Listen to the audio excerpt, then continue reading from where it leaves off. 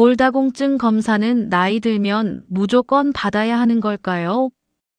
혹시 이런 생각 해보신 적 있으신가요? 건강검진을 받을 때 골밀도 검사가 빠져 있으면 나는 아직 괜찮은가 보다 하고 그냥 넘어가지는 않으셨나요? 그런데 반대로 주변에서 골다공증 검사를 받았다는 이야기를 들으면 나도 한번 받아봐야 하는 것 아닌가 하는 걱정이 생기기도 합니다.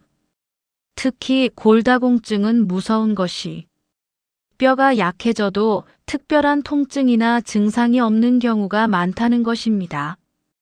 그러다가 어느 날 넘어지면서 손목이 부러지고 엉덩이뼈가 부러지고 심하면 척추가 주저앉는 골절이 발생하면서 그제야 골다공증을 발견하는 경우도 있습니다. 그렇다면 정말 모든 사람이 골밀도 검사를 받아야 할까요? 결론부터 말씀드리면 모든 사람이 똑같은 주기로 골밀도 검사를 받을 필요는 없습니다. 하지만 나이가 들수록 그리고 특정 위험 요인이 있다면 골밀도 검사를 적극적으로 고려해야 합니다.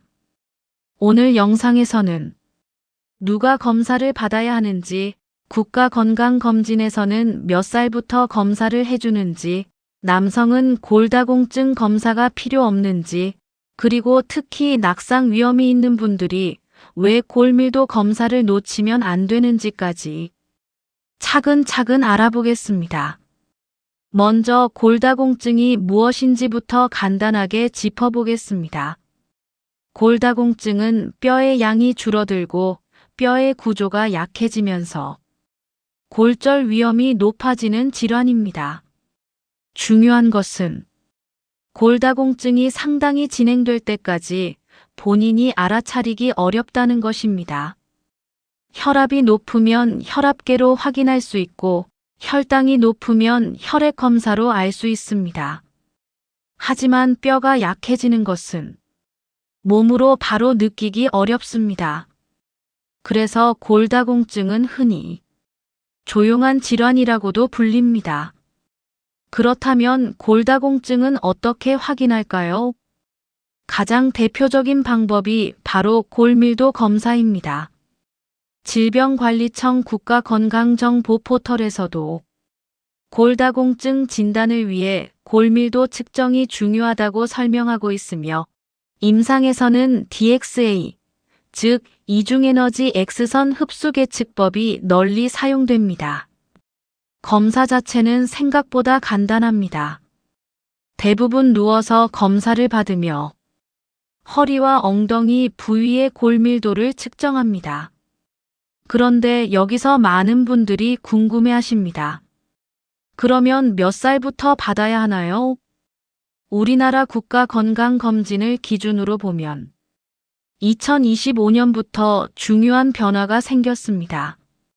기존에는 여성만 54세와 66세의 골밀도 검사가 시행됐는데 2025년부터는 54세, 60세, 66세 여성으로 확대됐습니다. 즉 여성이라면 54세, 60세, 66세의 국가건강검진을 통해 골밀도 검사를 받을 수 있게 된 것입니다. 여기서 한 가지 오해하면 안 됩니다. 66세가 아니면 골밀도 검사를 받을 필요가 없다. 이것은 아닙니다. 국가건강검진에서 제공하는 검사 연령과 의학적으로 검사가 필요한 사람의 기준은 서로 다를 수 있기 때문입니다.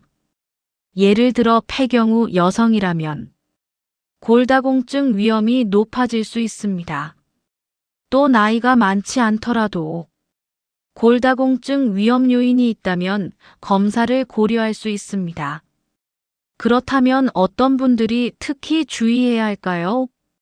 첫 번째는 50세 이후 가벼운 충격으로 골절을 경험한 분입니다. 예전 같으면 나이가 있으니까 뼈가 조금 약해졌나 보다 하고 넘어갈 수도 있습니다. 하지만 특별히 큰 사고가 아니었는데 뼈가 부러졌다면 단순한 사고로만 생각해서는 안 됩니다. 골다공증이 이미 진행되고 있다는 신호일 수 있기 때문입니다. 두 번째는 폐경 후 여성입니다. 폐경 이후에는 여성 호르몬 변화로 인해 골밀도가 빠르게 감소할 수 있습니다. 특히 폐경 후 시간이 많이 지났거나 골절 위험 요인이 함께 있다면 의료진과 골밀도 검사를 상담해 보는 것이 좋습니다. 세 번째는 70세 이상 남성입니다. 골다공증은 여자에게만 생기는 병 아닌가요? 그렇지 않습니다. 남성도 나이가 들면서 골밀도가 감소할 수 있고 골다공증성 골절이 발생할 수 있습니다. 대한골대사학회 자료에서도 70세 이상 남성, 골다공증 위험 요인이 있는 50에서 69세 남성, 그리고 골다공증 골절 과거력이 있는 사람 등을 골밀도 검사가 필요한 대상으로 안내하고 있습니다.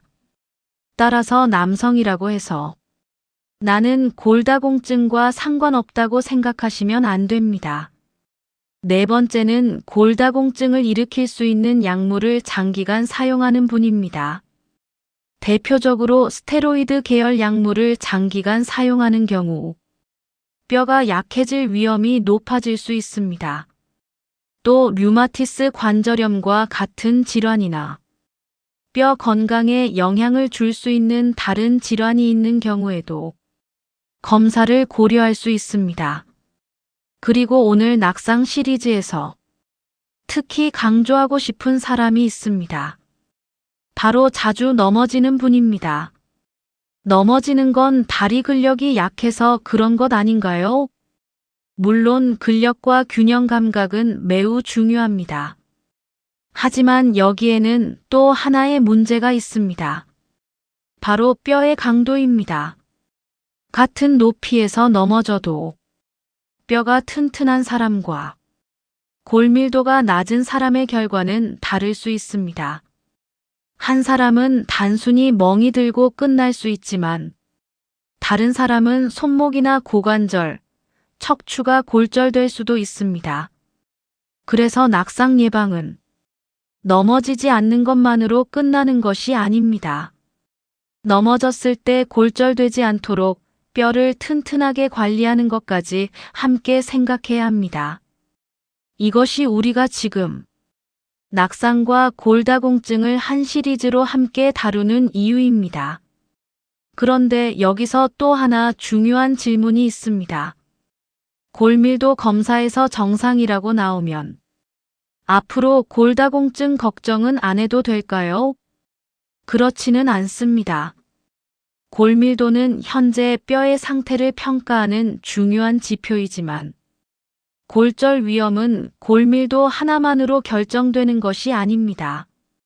나이, 이전 골절 여부, 가족력, 복용하는 약물, 생활 습관과 여러 질환 등을 함께 고려해야 합니다. 그래서 검사 결과를 받았다면 숫자 하나만 보고 판단하기보다는 의료진과 자신의 전체적인 골절 위험을 함께 확인하는 것이 중요합니다. 반대로 이런 생각도 조심해야 합니다. 나는 아직 60대 초반이니까 골다공증 검사는 필요 없겠지. 나이만으로 결정할 수 없습니다. 대한골대사학회는 폐경 후 여성이나 골다공증 위험 요인이 있는 50에서 69세 남성, 골절 병력이 있는 사람 등에서도 골밀도 평가가 필요할 수 있다고 안내합니다. 즉, 몇 살인가도 중요하지만 어떤 위험 요인을 가지고 있는가가 더 중요할 수 있습니다. 그렇다면 여러분은 어떻게 하면 될까요? 다음 4가지를 한번 생각해 보세요. 첫째, 나는 폐경 후 여성인가? 둘째, 50세 이후 가벼운 충격에도 뼈가 부러진 적이 있는가? 셋째, 부모님이나 가족 중 골다공증이나 골절을 경험한 사람이 있는가? 넷째, 스테로이드 같은 골소실 위험이 있는 약물을 장기간 복용하고 있거나 골다공증 위험을 높일 수 있는 질환이 있는가? 여기에 해당되는 항목이 있다면 나이가 아직 많지 않더라도 의료진과 골밀도 검사를 상담해 보는 것이 좋습니다.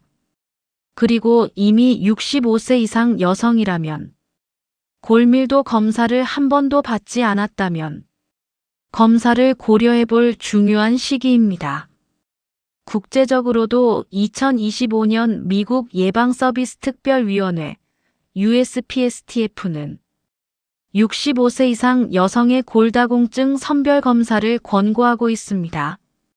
반면 위험 요인이 없는 65세 미만 여성과 남성 70세 미만에 대해서는 일괄적인 선별 검사를 권고하지 않습니다.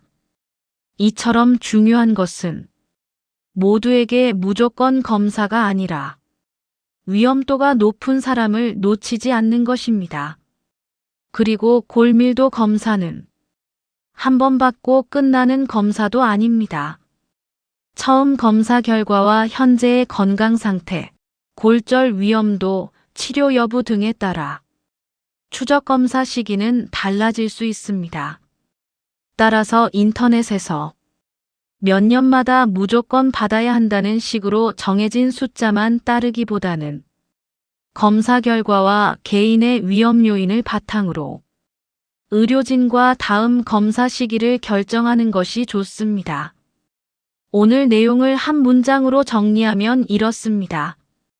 골다공증 검사는 모든 사람이 똑같이 받을 필요는 없지만 골절 위험이 높은 사람은 나이를 기다리지 말고 확인해야 합니다. 특히 폐경후 여성, 고령자, 50세 이후 골절 경험이 있는 분, 골다공증 위험 요인이 있는 남성, 골밀도를 떨어뜨릴 수 있는 약물을 장기간 복용하는 분이라면 한 번쯤 자신의 골밀도 상태를 확인해 보시기 바랍니다. 그리고 국가건강검진을 받으시는 여성분들은 54세, 60세, 66세의 골밀도 검사가 포함된다는 것도 기억해 두시면 좋겠습니다. 하지만 오늘 영상에서 정말 기억하셨으면 하는 것은 검사 숫자 하나가 아닙니다. 골다공증은 뼈가 부러지고 나서 발견하기보다 부러지기 전에 발견하는 것이 훨씬 중요하다는 것, 그리고 낙상을 예방하는 것과 뼈를 튼튼하게 관리하는 것은 따로 생각해서는 안 된다는 것입니다. 다음 영상에서는 골밀도 결과지에 적힌 숫자를 누구나 이해하기 쉽게 풀어드리겠습니다. 오늘 영상이 도움이 되셨다면 가족이나 주변에 골절이 걱정되는 분에게도 공유해주세요. 구독과 좋아요도 눌러주세요. 오늘도 건강하게 보내세요.